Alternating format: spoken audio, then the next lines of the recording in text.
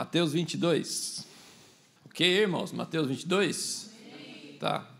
Vamos ver se você está ocupado ou desocupado para Deus.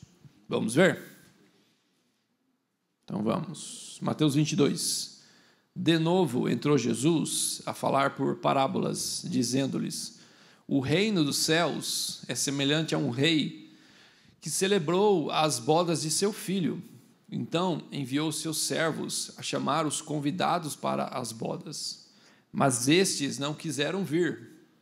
Enviou ainda outros servos, com esta ordem: dizei aos convidados: eis que já preparei o meu banquete.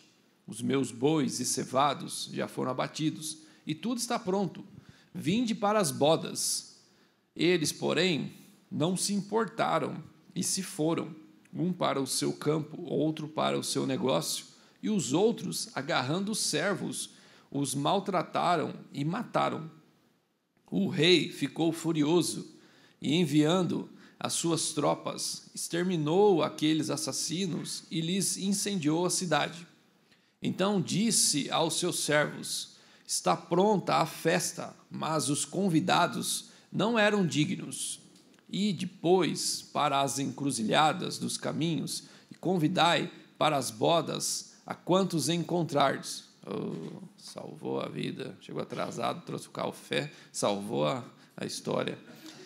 E saindo aqueles servos pelas estradas, reuniram todos os que encontraram, maus e bons, e a sala do banquete ficou repleta de convidados. Entrando, porém, o rei para ver os que estavam à mesa, notou ali um homem que não trazia veste nupcial, e perguntou-lhe: amigo, como entrastes aqui sem veste nupcial? E ele emudeceu. Então ordenou o rei aos serventes: amarrai-o de pés e mãos e lançai-o para fora, nas trevas. Ali haverá choro e ranger de dentes, porque muitos são chamados, mas poucos escolhidos. Amém, irmãos? Amém. Acompanharam a leitura aí? Sim.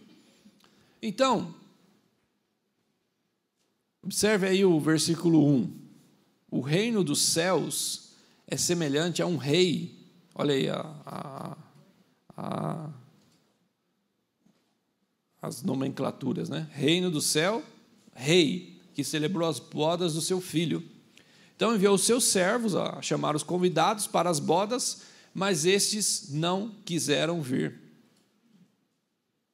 Então, o que nós precisamos entender primeiro, nesta parábola, é que ela não está tratando de uma família.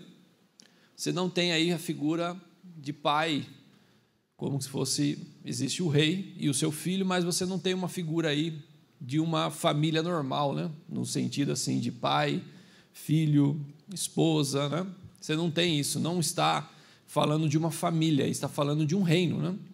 E isso é algo que nós precisamos saber diferenciar e ler quando Jesus fala sobre família e quando ele está falando sobre reino. Nesse caso, Jesus está falando sobre reino e existe uma diferença muito grande em relação a isso, né? Então, se você pegar algumas passagens anteriores a essa, você vai perceber ali Jesus falando dos dois filhos em Mateus 21, 18, né? Fala assim: o que vos parece? Um pai tem dois filhos. Aí ele fala para um trabalhar na vinha. Aí o filho fala: eu vou, pai. Só que aí o filho dá o tomé e não vai, né? Aí para o outro, o pai fala assim: vai trabalhar na vinha? Ele fala assim: eu não vou. Mas aí esse filho se arrepende e vai. Então, quando você lê, você percebe claramente, figura paterna, os filhos, isso você já compreende facilmente, porque nós fomos criados nesse contexto familiar.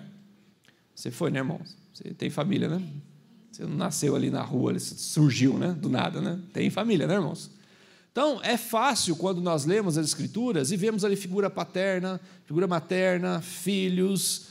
Nós compreendemos porque nós crescemos em família. Lembra lá da parábola do filho pródigo? Lembra? Você compreende, fala: o pai tem dois filhos, um filho saiu, o outro ficou. Então, nós, como brasileiros, né, compreendemos muito fácil quando a Bíblia está tratando de figuras. O Antigo Testamento trata da figura materna, né? Então nós compreendemos porque nós crescemos nesse ambiente cultural dessa forma. Agora, algo que nós temos dificuldade de entender é quando a Bíblia usa a linguagem de reino e ela traz a figura de um rei, muitas vezes de soldados. Nós temos dificuldade para entender isso, porque nós nunca tivemos um rei, principalmente na nossa geração, né? Ou da geração dos nossos pais. Nós não compreendemos essa questão de reino, então fica um pouco distante. Só que você precisa entender isso. A igreja, ela tem esse aspecto familiar, e isso é proporcional, né?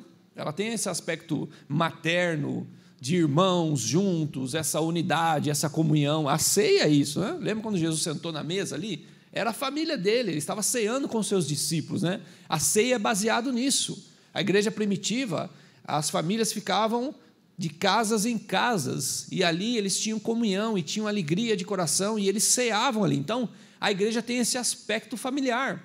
Mas existe uma linguagem nas Escrituras que é a linguagem de reino, e não tem nada a ver com família. São pessoas das famílias que estão no reino, mas o reino existe um aspecto de rei, um aspecto de soldados, exércitos. É totalmente diferente.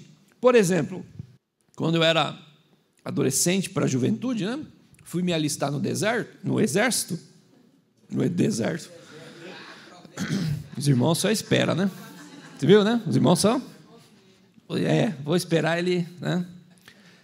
Aí pergunta, o que eu preguei? Eu não sei, mas que você falou deserto, eu sei, né? Então, ó, toma lá, toma da cá, né? Joga para cá, joga para lá. Aí, fui me alistar para o exército, tá? Adolescente para a juventude, né? Aí a primeira placa lá, a frase que você vê, você já fala, vou me ferrar. A placa está escrita assim, pegamos meninos, devolvemos homens. Falei, já imagina? Você já mostra o filme do que você fala assim, eu já entendi, vou morrer. Entendeu? Então não tem nada a ver com família, é o exército. Ou seja, na sua casa, você era acostumado com a sua mãe te acordando, né? Vai lá, filhinho, vai atrasar para o serviço. Aí você fica lá, aí volta ela de novo, vai lá, filhinho, né? Aí tem uns marmanjão que casa, até hoje a mulher tem que chamar ele para acordar para ir para a igreja. Toma vergonha na sua cara. Entendeu? Vai lá, vamos para a igreja, entendeu? Vai ver no exército, o cara vai falar isso para você acordar. Vai lá, soldadinho, vamos. É água na sua cara, entendeu? Então, entenderam a diferença, irmãos? Família é família, exército é exército. Por que eu estou falando isso? Nessa parábola, Jesus não está falando de família. Ele não está falando de família. Ele está falando de um reino. Ele está falando de um rei. Ele está falando que esse rei tem um filho. E nesse reino tem servos. E eles não têm misericórdia. Essa parábola fala sobre isso. E nós precisamos entender, irmãos, porque senão nós iremos confundir quando Deus está tratando de família e quando Deus está tratando do seu exército, do seu reino. Porque na família você tem esse aspecto de tempo, misericórdia, a criança precisa andar, então precisa muito de cuidado, vamos lá. Então você tem conselho, você tem prática, você tem isso no ambiente familiar, você tem isso na igreja, irmãos. Mas existe um aspecto de reino, e esse aspecto de reino é, você entra e entende que você está sendo chamado para uma batalha. Você está sendo chamado para ordens reais, no qual você não contesta. Você é fiel, você se mantém fiel.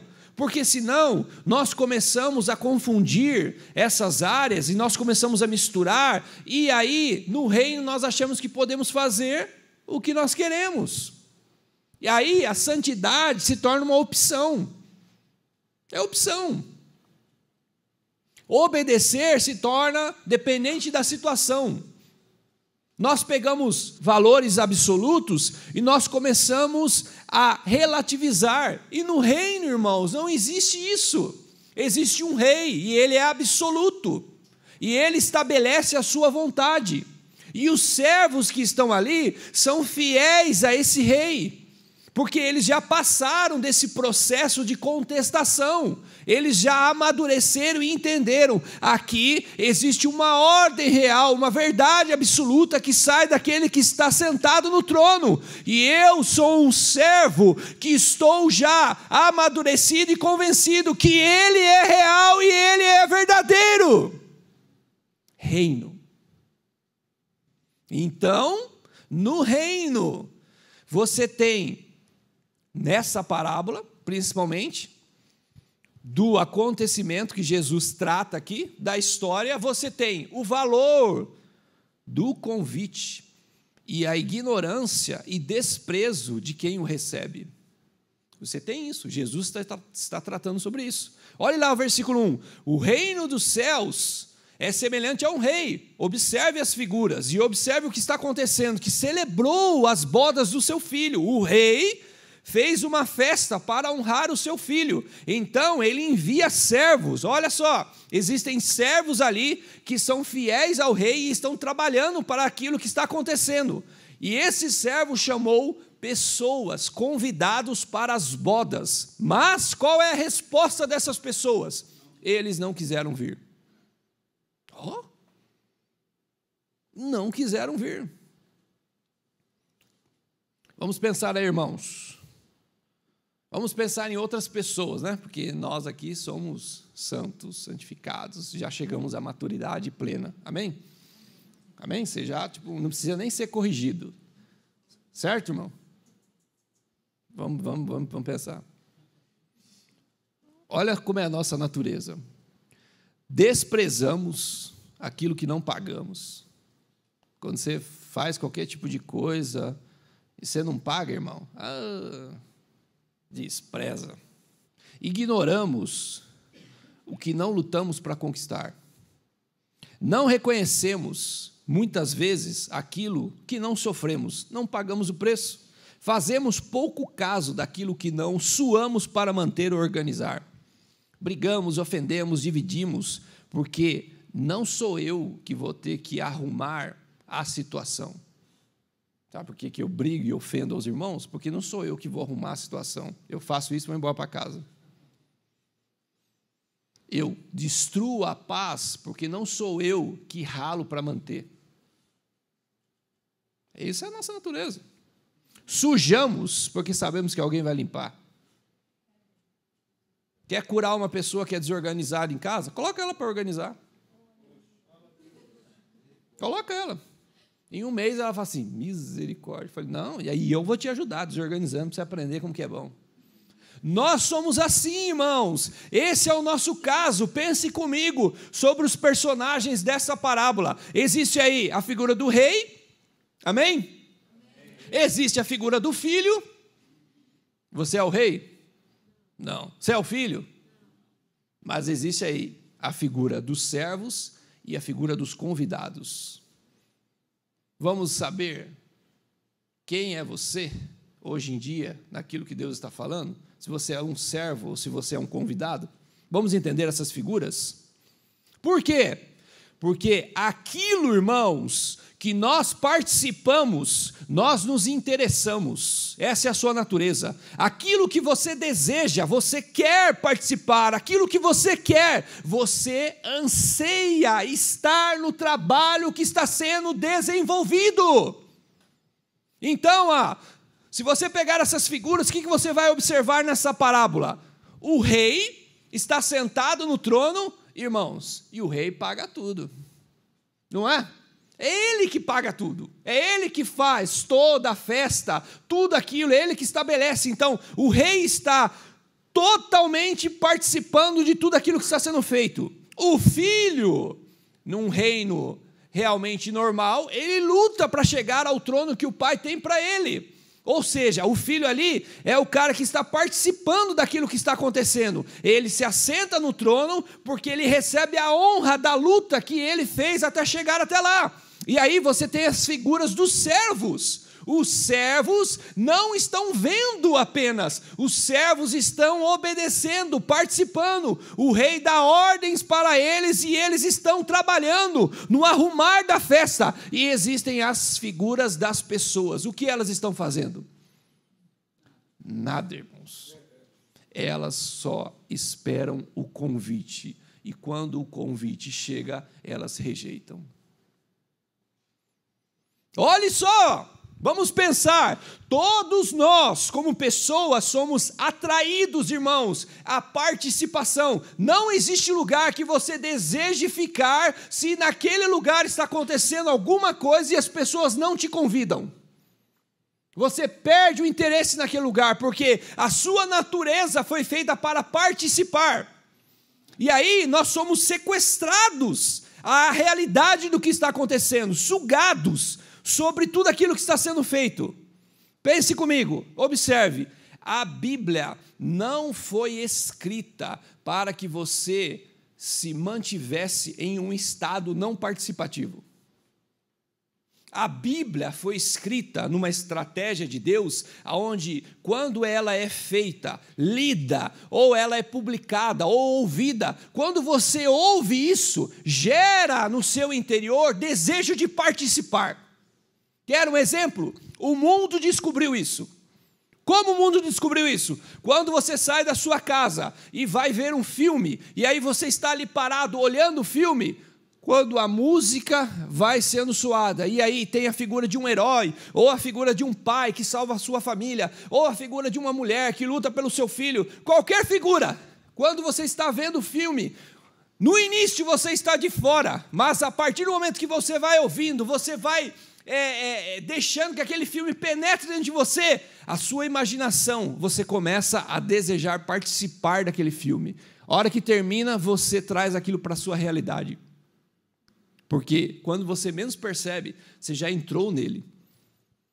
E aí, dependendo da sua situação, você vai para sua casa e fica imaginando que você é um herói, que você vai salvar a princesa, que você vai fazer. Aí você viaja na maionese, entendeu?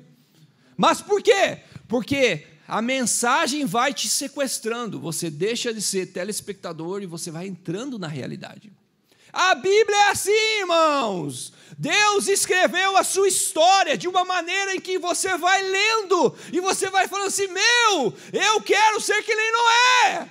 Eu quero ser que nem Abraão, eu quero ter as mesmas experiências que Moisés, eu quero ser corajoso que nem Josué. Você vai vendo as histórias, os homens orando, os homens fazendo milagres, a hora que você vai lendo, quando você menos percebe, você saiu do participante e você entra na história. Isso é proposital, irmãos. Deus fez isso de forma proposital, para pegar o seu coração, sequestrar o seu coração. E aí a hora que você menos percebe, você fala, Deus, eu quero viver as realidades que aqueles homens viveram. É proposital, irmão. Esse é o objetivo. Ou seja, por que eu estou falando isso? Porque a parábola de Jesus não é apenas um aviso da volta de Jesus. A parábola de Jesus olhe só, existem servos, e eles participam, existem convidados, e eles apenas esperam. É isso que está acontecendo. E os servos compreenderam que eles não precisam ficar nesse estado fora do que está acontecendo. Deus os chama para convidar. Deus os chama para estarem participando daquilo que Deus está fazendo. Irmãos, se você crê que Deus está fazendo coisas grandiosas esses dias e que Ele deseja participar, que Ele deseja que você participe de tudo aquilo que Ele está fazendo, você crê nisso? Então, isso é a atração do seu coração. Não é você ficar sentado apenas, mas é você entender, Deus está fazendo coisas grandiosas nesses dias. Eu quero participar. Eu desejo participar. E os servos estão conscientes que existe um rei, que existe o seu filho, e existe uma centralidade do que Deus vai fazer. As bodas para o filho.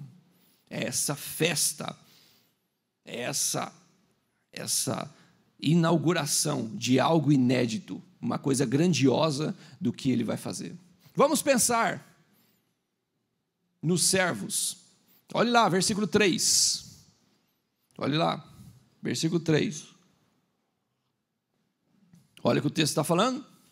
Então, enviou os seus servos, aos servos, irmãos, participando, a chamar os convidados. Olha lá, pessoas que estavam esperando para as bodas, mas esses não quiseram vir.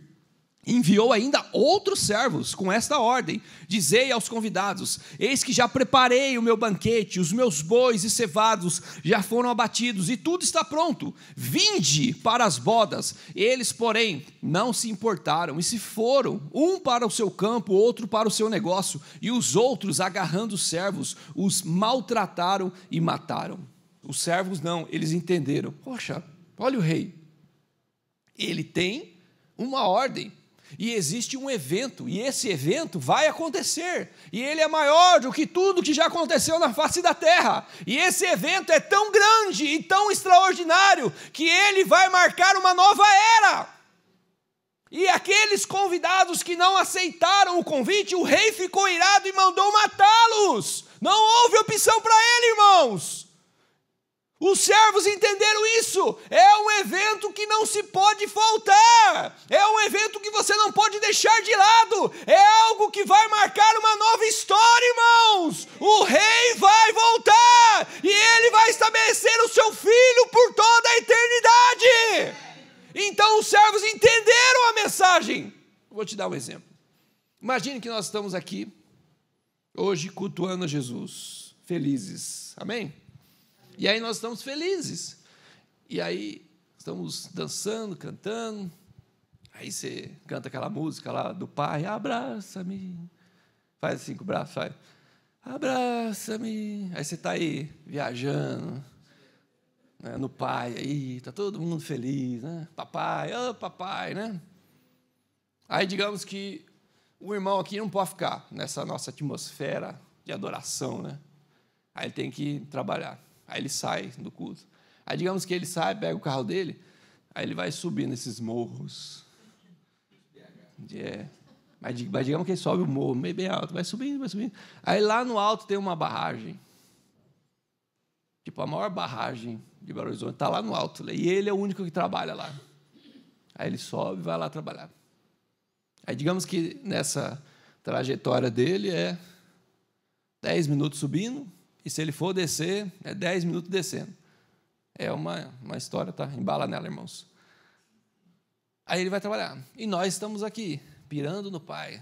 Abraça-me. Aí digamos que lá, a barragem estoura. Pum. E ele sabe que a família dele está aqui, os amigos, os filhos, outros filhos. Está todo mundo aqui, pirando no Pai. E ele vê a barragem estourar. E ele sabe que ele precisa descer com o carro rápido. E digamos que a descida dele dá 7 minutos. E em 10 minutos a barragem vai passar aqui e vai levar todo mundo. Entenderam, irmãos? Aí eu te pergunto: como esse irmão entraria aqui para nos avisar que a barragem está vindo? Eu vou falar como ele entraria. Ele entraria quieto, para não interromper o abraça-me. Aí ele falaria, né, para o pastor: pastor, o senhor poderia me dar a oportunidade que eu preciso falar com os nossos irmãos? E aí ele pega o microfone: irmãos, por favor. Aí está lá o sem noção lá: abraça-me. Irmãos, com todo respeito, eu preciso parar o que está acontecendo, porque daqui 2 minutos iremos morrer. Vocês poderiam me acompanhar até a saída de emergência? Mulheres e crianças primeiro, mas quem não quiser pode continuar na sua papai. Pode continuar. Pode continuar? Não pode, existe essa opção para você. Você pode continuar. Ele falaria isso, irmãos? Claro que não. Dependendo se o irmão fosse maluco, ele entraria com o carro aqui dentro. E gritaria de uma forma louca. Vaza, negada! Bora! Para onde não interessa, me segue!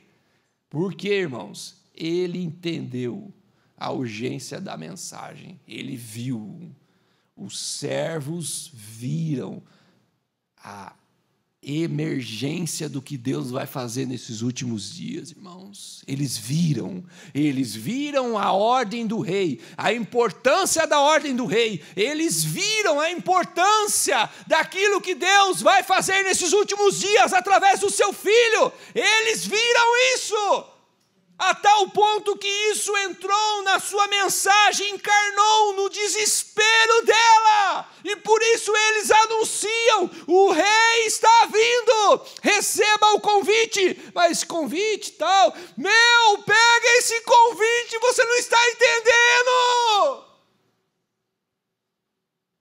Está na hora, irmãos, de nós compreendermos isso, porque nós saímos, nós passeamos, nós vivemos com pessoas que estão nem aí para Deus. É como se nós olhássemos e pensássemos: poxa vida, existe Deus, se essa pessoa não quer Deus e ela vai para o inferno, e isso não nos incomoda. É como se nós olhássemos: tudo bem, você não quer Jesus, você vai para o inferno queimar para o resto da eternidade, mas está tudo bem. Como assim, irmãos? Por que isso não mexe conosco? Porque nós misturamos a questão de família com o reino e nós não entendemos. O rei está sentado no trono, ele é misericordioso, mas ele é irado. E ele estabeleceu o filho, e o filho não vem sentado no cavalo com uma opção na mão: sim ou não, o que vocês querem? Ele vem com uma espada, irmãos, e ele vai tomar os reinos da terra. E não será um evento normal, com uma música cantando Jesus, fazendo assim: opa, tudo bem, eu vim reinar. Não, irmão, ele vem como um soldado de guerra, um general. Vai ser terrível. Os servos entenderam isso e eles falaram assim: ele está vindo. Jeremias entendeu isso, e olha a mensagem de Jeremias. Jeremias capítulo 20, versículo 12. Ele entendeu. Deus estava vindo naqueles dias e ele ia destruir Israel. Jeremias compreendeu isso e ele fala, Jeremias capítulo 20, versículo 12: tu, pois, ó Senhor dos exércitos, que prova o justo e esquadrinhas os afetos e o coração. Jeremias 20, 12. Olha o que ele fala: permite que eu veja a tua vingança contra eles, pois te confiei a minha causa. Ele viu o que Deus faria, e ele ficou traumatizado com isso, e ele tentou orar: não, Deus, tenha misericórdia do seu povo. E Deus falou assim: cala a boca, Jeremias, não interceda por esse povo, vai acontecer. E ele estava em resistência a isso, tipo: não, Deus, tem misericórdia. Jeremias, não. E ele tinha essa resistência, mas depois ele mesmo fala que Deus o persuadiu, Deus mostrou para ele que aquilo iria acontecer, e ele foi persuadido pela mensagem de Deus a tal ponto que ele não conseguiu mais evitar. Ele não conseguiu mais falar: não, Deus, eu não vou anunciar. Que isso? Deus, o Senhor é Deus de misericórdia, o Senhor vai perdoar o povo. Não, ele entendeu. O rei bateu o martelo e não tem como mais voltar. Jeremias capítulo 20, versículo 7. Persuadiste-me, ó Senhor, e persuadido fiquei, mais forte fosse do que eu e prevaleceste. Irmãos, você entende? Nós estamos sendo chamados para participar dessa festa, e isso vai doer, porque nós temos uma imagem de um Deus paterno, Ele cuida de nós, abraça, me abraça, mas isso vai passar, irmãos. Nós estamos sendo chamados para o exército de Deus, é um movimento maior, é um reino, e nesse reino existe uma mensagem dos últimos dias, e ela é urgente. Ela vai tomar as nossas características, as nossas emoções, ela vai nos pegar, ela vai nos tomar a tal ponto que você não conseguirá ficar calado. Nós não olharemos para o mundo e daremos opções. Você tem uma opção, olha cá, você vem para cá, para a direita. Não, isso vai nos tomar, irmãos. Por isso os profetas foram perseguidos, maltratados, assassinados, porque eles eram loucos. Fique quieto, pare de falar. De novo você vem trazer esse convite dessa festa. Eu não quero ir na festa. Fala, não, mas você tem que ir na festa. Mas eu não quero. Mas você vai morrer. Você vai morrer. Nós temos familiares, amigos que estão indo para o inferno, irmãos. E nós olhamos como se fosse tudo bem. Não está tudo bem.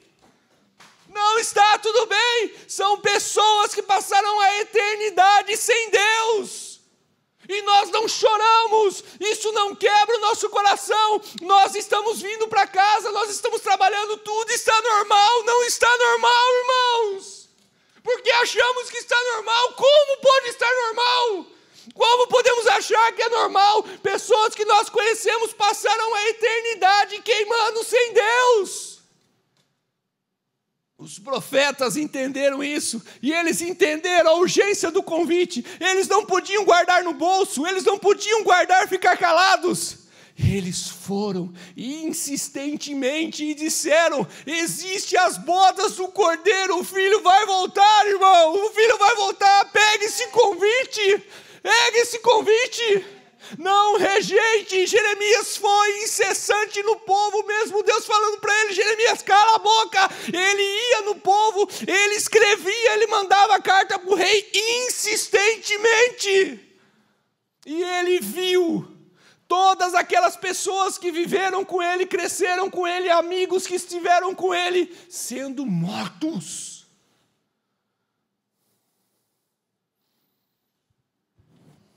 Oh Deus, nos ajuda, Jesus. Isso vai doer, Deus, vai doer. Mas é o nosso chamado, irmãos. Deus não quer mais que participemos só vendo o que Deus está fazendo. Vai haver um degrau maior para mim e para você, irmãos. E esse degrau maior é essa santa convocação. Deus está nos convocando para aquilo que Ele está fazendo nesses últimos dias. É o filho que cresce na casa do pai. Existe um momento da harmonia, da comunhão, dos beijos, do abraço, mas chega uma hora que o pai fala assim: ó, chega, né? Está na hora de crescer, levantar, ser um homem, ter uma missão e conquistar. Essa é a hora. A igreja precisa sair, irmãos, desse aspecto familiar e ela avançar para o reino de Deus. E aí essa mensagem dos últimos dias vai varrer a terra.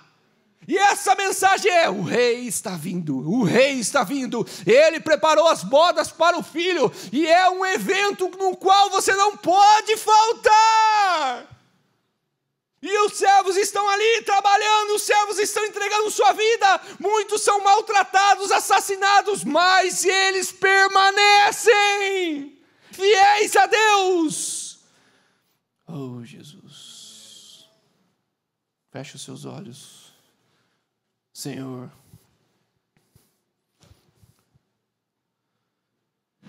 queremos dizer sim para isso, ó Deus.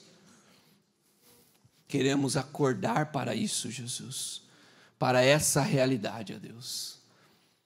Queremos participar, Jesus, do que você está fazendo. Na parábola existe a figura de um homem que ele chega na festa e ele está sem as roupas adequadas para aquela festa. Todos estão adequados, mas aquele homem não está. E o rei olha para aquele homem e diz: amigo, por que você está aqui sem a roupa adequada? Ele é o único, irmãos. E aquele homem é retirado daquele lugar, sem misericórdia, e lançado em densas trevas.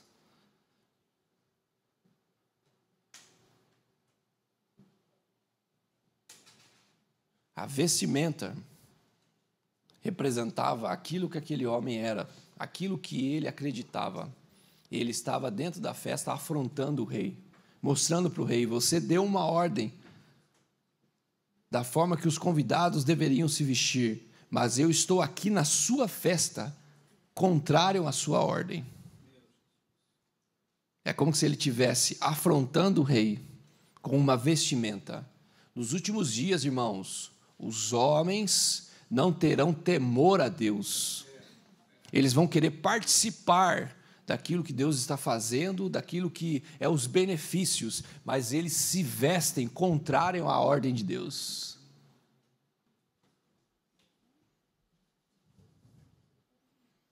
Você precisa vestir, nesses últimos dias, aquilo que Deus tem no seu coração, irmão. Nossas vestes precisam ser santas. E elas precisam estar em conexão com aquilo que Deus está estabelecendo como ordem nos últimos dias. Dá-nos vestes santas, Jesus. Dá-nos, ó Deus, uma vestidura que se alinha ao teu propósito, Jesus. Dá-nos um coração humilde, ó Deus, que vê a urgência desses últimos dias e se conecta com isso, Jesus.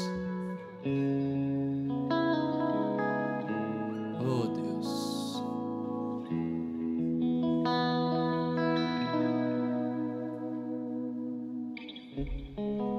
Venha curar o nosso coração, Jesus. E nos fazer alinhar contigo, Jesus. Desperta-nos, ó Deus, porque o Senhor está nos chamando, ó Deus, para algo maior, Jesus. Algo mais intenso, Jesus.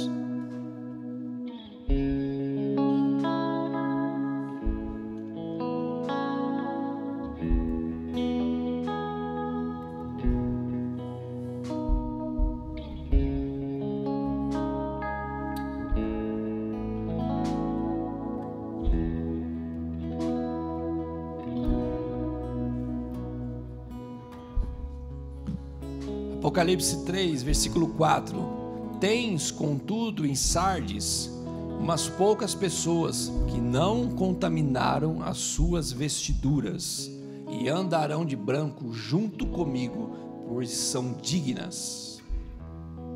O vencedor será assim, vestido de vestiduras brancas, e de modo nenhum apagarei o seu nome no livro da vida. Pelo contrário, confessarei o seu nome diante de meu Pai e diante dos seus anjos. Quem tem ouvidos, ouça o que o Espírito diz à igreja. Não contaminaram as suas vestiduras e andaram de branco comigo. Não deixe que as suas vestiduras, irmãos, sejam diferentes daquilo que o rei está chamando e estabelecendo para a festa do Filho. Que as nossas vestiduras santas, que estão ligadas àquilo que sentimos e pensamos, estejam conectadas com aquilo que Deus está chamando nos últimos dias. Apocalipse 7,14. Um dos anciãos tomou a palavra dizendo: estes que se vestem de vestiduras brancas, quem são e de onde vieram? Respondi-lhes: meu Senhor, tu sabes. Ele então me disse: são estes os que vêm da grande tribulação, lavaram suas vestiduras e as alvejaram no sangue do Cordeiro. Eles vestem aquilo que é estabelecido pelo rei, aquilo que é proporcionado pelo rei. O Senhor nos vestiu, irmãos, e aquilo que nós vestimos está em conexão com aquilo que Deus vai fazer nos últimos dias. É a honra ao seu Filho, é a honra, a festa que é dada ao seu Filho. Nós estamos iguais, nós estamos parecidos com o Filho, nós estamos em conexão com o Filho. Mas o mundo quer sujar suas vestes, quer fazer com que haja no seu coração uma afronta a Deus, contrária àquilo que Deus estabeleceu. Mas essas pessoas não contaminaram suas vestes. Comece a orar, põe a mão no seu coração. Deus, eu quero, Pai, eu quero, Deus. Prepara-me, Jesus. Prepara-me, Jesus, para esses últimos dias. Prepara-me, Senhor. Eu quero estar em conexão. Eu quero ser esse servo, ó Deus. Eu quero estar participando, ó Pai. Eu quero ser essa voz, esse anúncio, ó Deus. Eu quero que essa mensagem tome o meu coração. Eu quero que essa mensagem tome a minha casa, tome os meus filhos. Senhor, eu não quero ver meus filhos crescendo, sendo sequestrados por esse mundo, por essa moda desse mundo. Eu quero ver meus filhos sequestrados pela realidade dessa mensagem nos últimos dias. Eu quero a minha casa tomada, eu quero a minha vida tomada. Eu quero, Senhor, ir até o fim, valer a pena, Deus, porque eu sou um servo que está anunciando o maior evento que vai acontecer no universo. É a volta do Filho. Por isso queima o meu coração, acende, ó Deus, uma chama, e ela não pode ser apagada. A chama do seu coração não pode ser apagada. Ela vai aumentar cada vez mais, vai tragar você, vai sequestrar a sua casa, vai sequestrar os seus pensamentos.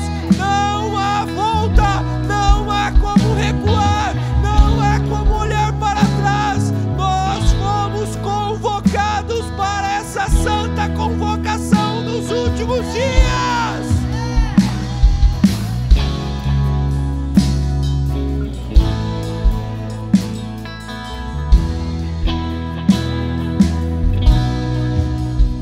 Nós estamos aqui tão sedentos de ti. Venha Deus, venha Deus, enche este lugar.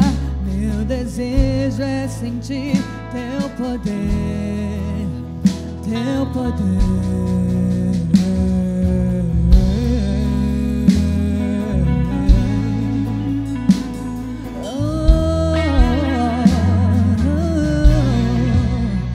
Nós estamos aqui tão sedentos